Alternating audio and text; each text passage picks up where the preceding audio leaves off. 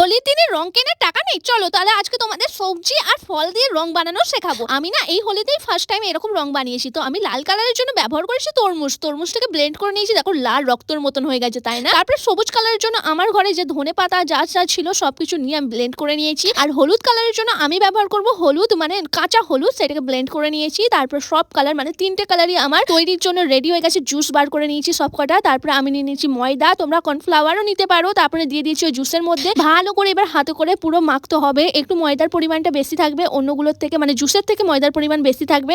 তারপরে ভালো করে মেখে মেখে মেখে মেখে তারপরে আমরা একটু ঝরা ঝরা যখন হয়ে যাবে, তারপরে একটা চাটনি দিয়ে ভালো করে ছেঁকে নিতে হবে যাতে গুঁড়ো গুঁড়ো হয়ে যায়। তারপরে ভালো করে এরকম চাটনি দিয়ে ছেঁকে ছেঁকে ছেঁকে ছেঁকে আমাদের রেডি হয়ে গেছে অর্গানিক ঘরে বানানো ফল আর সবজি দিয়ে।